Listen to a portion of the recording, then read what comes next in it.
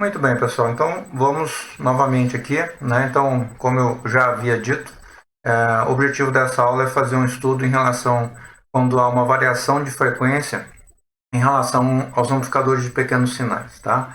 Tanto para o bipolar quanto para o FET, né? Então, vocês devem ter em mente que o FET, a gente estudou ainda nesse período e deve estar fresquinho na mente de vocês. E o bipolar foi no período passado, mas a gente vai acabar relembrando alguma coisa. Tudo bem? Então, por quê? Por que nós temos que estudar essa resposta em frequência? Primeiro porque elementos capacitivos, eles variam de acordo com a frequência que você coloca. Tá? Isso pode trazer problemas em baixa frequência e em alta frequência. Tá? Aqueles capacitores que a gente coloca no circuito, né? Você vê que todos os circuitos que a gente montou tinham os capacitores de acoplamento e tinha o capacitor de desvio. Né? Esses que a gente coloca geralmente trazem problema em baixa frequência. Tá?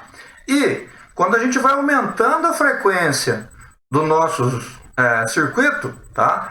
Ele próprio gera um efeito capacitivo parasita e que afeta em alta frequência. Ok? Como introdução a esse capítulo, tá? A gente vai falar um pouquinho, muito rapidamente, de alguns conceitos que a gente vai utilizar. O primeiro deles, é o que vocês já sabem, são os logaritmos, tá? Então, o logaritmo é muito utilizado quando a gente trabalha com valores muito grandes na engenharia, né? Por exemplo, eu posso falar que um log de zero, de 10 elevado a zero, né? Na realidade, vai me dar como resultado zero, ou seja, se eu pegar um log de 1 na base 10, eu vou ter zero. Se eu pegar o log de 10 na base 10, vai ter 1. Mas, em compensação, se eu pegar o log de 1 milhão na base 10, a relação é 6. Tá? Então, vocês podem verificar, ó, que de 10 para 1 milhão foi de 1 para 6. Tá? Então, quando a gente tem variações muito grandes de números, a gente acaba utilizando valores logarítmicos. Tá? Tem algumas propriedades, né? São bem simples essas propriedades. Uma delas é que o logaritmo de 1 na base 10 é zero, tá? E a divisão de um logaritmo, você pode falar que a diferença entre eles, tá? E a multiplicação do logaritmo pode ser a soma entre eles. Okay? São as propriedades mais básicas que tem no logaritmo. Tá? A gente costuma plotar, quando a gente vai trabalhar com frequência, em um papel que a gente chama de monolog. Tá? Ou seja, a gente tem uma escala logarítmica, geralmente a escala do eixo x, onde a gente plota a frequência, e a escala do eixo y continua sendo uma escala linear. Tá? A escala logarítmica ela é um pouco diferente, né? Vocês podem observar que ela tem uma compressão quando ela vai chegando em valores maiores, né? E tem uma expansão em valores pequenos. Por exemplo, a diferença entre 1 e 2 aqui, ó, é praticamente 30% da escala. O 3, 48% da escala. Né? E do 3 até o 10, tá? Você tem os outros 52% da escala. Então, ele vai comprimindo a partir do momento que eu vou chegando perto do 10. Né? A escala logarítmica, tá? A gente sempre vai ter 10 elevado a alguma coisa aqui. Né? Você pode olhar que não tem a numeração. É 1, vai até 10, depois aqui é 1 de novo, vai até 10. Tá? Então, eu poderia, por exemplo, começar em 1 aqui. Se eu começo em 1 aqui, eu sei que esse próximo 1 aqui vai ser 10. Tá? Esse próximo aqui vai ser 100. Né? Ou poderia começar em 1K, né? 1K, 10K, 100K. Tá? Bom, um outro fator relevante é que a gente acaba trabalhando com um negócio chamado decibel. Né? Na realidade, o que começou foi um valor chamado bel. Né? Esse bel é a relação de potência, potência de saída sobre potência de entrada. Tá? O que é o bel? log na base 10 da potência de saída sobre a potência de entrada, tá certo? Esse valor era um valor extremamente grande, tá? E aí passou a se chamar decibel e acrescentou um valor 10 aqui, ó, certo? Então, o decibel nada mais é do que 10 vezes o bel, tá? Quando a gente fala em potência, se eu falar em termos de tensão, ou seja, tensão de entrada sobre tensão de saída, né? Quando eu falo em tensão, eu posso transformar a minha potência por tensão ao quadrado sobre a resistência, tensão ao quadrado sobre a resistência. Se as resistências forem a mesma, eu corto, vai ficar tensão de saída sobre tensão de entrada ao quadrado, e esse quadrado vai passar multiplicando 10, tá? Então, por isso que quando a gente fala em decibel, em ganho em decibel de tensão, é 20 log da relação da tensão de saída sobre a tensão de entrada, tá? Isso é bastante interessante, porque quando a gente trabalha em decibel, logo você pensa em termos de áudio, né? E ele se relaciona a uma base logarítmica, o áudio com a potência, tá? Ou seja, se eu for passar de 4 watts para 16 watts, tá? O áudio apenas duplica, enquanto que a potência quadruplica, tá? E se eu for, por exemplo, passar de 4 watts para 64, o áudio triplica, certo? Então, é uma relação não linear, ok? Se eu tiver estágios em cascatas, a gente já viu isso daqui, né? Quando a gente estudou, se eu tiver 2 estágios, eu vou multiplicar os ganhos, tá? Se eu tiver ganhos em dB, né? Eu não multiplico, eu somo os ganhos em dB. Olha, ganho de tensão e a sua relação em dB, tá? Ganho de tensão, meio, 0,707. Essa relação 0,707 é uma relação bastante interessante para gente que mexe com a parte elétrica, né? 1 sobre raiz de 2, tá? Então, o valor de dB de 0,707, ou seja, 1 raiz de 2, 20 log disso vai dar menos 3, tá? É um valor bastante interessante. Guardem esses valores aqui, que a gente vai falar neles, tá? E aí vai para cima, né? Por exemplo, se for 1 é 0, 2, 6, né? Se for 10.080, tá? Então, é 20 log desse valor aqui, ok?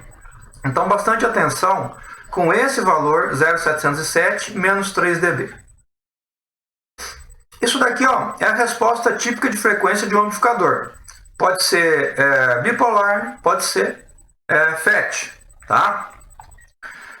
Aquilo que a gente calculou de ganho é o que a gente chama de ganho na média frequência, ou seja, é esse ganho aqui, ó, esse patamar aqui, ó. Eu tenho um patamar bastante grande que a gente calculou um ganho que ele vai responder para a gente com aquele valor que a gente havia calculado, tá?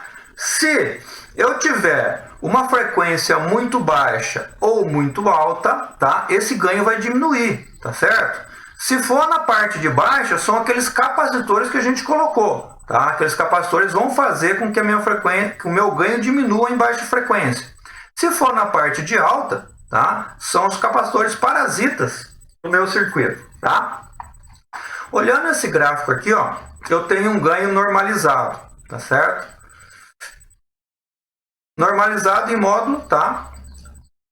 É o meu AV, tá certo? Então, aquilo que a gente calculou é o AV médio, tá? AV médio, tá? Eu tenho uma delimitação em termos de frequência, tá? Que a gente chama de frequência de corte, tá? A frequência de corte de alta é chamada de FH, high, e a frequência de corte de baixa é chamada de FL, low, certo? Então, a minha banda passante do meu circuito é FH menos o meu FL. Tá? Então, quando vocês falam de banda passante, BW, tá? É a diferença entre a frequência de corte de alta, FH, e a frequência de corte de baixa, FL. Tá? O que determina que é a frequência de corte? É aquele valor 0,707 do valor das frequências médias. Tá? Então, para eu saber se eu estou na frequência de corte, basta eu pegar o valor que eu calculei de ganho na frequência média e multiplicar por valor 0,707, certo? Então eu tenho o valor da frequência de corte de baixa. Se eu multiplicar indo em direção à alta, eu tenho o valor de corte de alta. Por que esse valor? Tá? Eles calcularam esse valor, e essa frequência de corte também é chamada de frequência de meia potência, porque ó, se eu pegar o valor da potência média, tá, do ganho nas potências médias, né, isso aqui é uma relação de potência, né, ó, V ao quadrado sobre R, tá certo? E eu peguei e transformei o meu VO por VI, tá? Então é AVI vezes esse valor aqui, tá certo? O ganho em meia potência, tá? HPF, meia potência, tá? É 0,700 desse valor médio, tá? 0,707. E aí, tirando esse 0,707 da minha relação, ou seja, do quadrado, vai dar 0,5, tá? Então eu posso afirmar que a minha potência na frequência de corte é metade do valor da minha potência nas frequências médias. Tá? Então, por isso, a frequência de corte também é chamada de frequência de meia potência. Tá? E aqui também está mostrando que a largura de banda é o FH menos o FL. Quando eu quero normalizar minha curva de ganho, tá? Então, ó, fui lá, calculei qual é o meu ganho é 128, né? Meu ganho nas frequências médias. Se eu multiplicar esse cara por 0,707, tá? Vai dar 90,5. Tá? Então eu tenho a frequência de corte inferior, frequência de corte superior. Tá? Se eu dividir todo o valor pelo valor da minha frequência média, ou seja, o máximo, tá? Esse meu eixo vai de 0 a 1. Tá? E aí a minha frequência de corte é 0,707. Tá? Para inferior e para superior. Tá? Eu posso ter uma frequência média normalizada em dB, tá? Então, ó, se eu levar esse cara aqui em dB, tá? O 1, a gente vai ter o valor de 0 para o meu valor máximo, tá? Então, é muito comum a gente trabalhar em dB, tá certo? E se ele for normalizado, tá? Eu vou ter um eixo abaixo da origem, tá? E onde vai estar a minha frequência de corte? Menos 3 dB.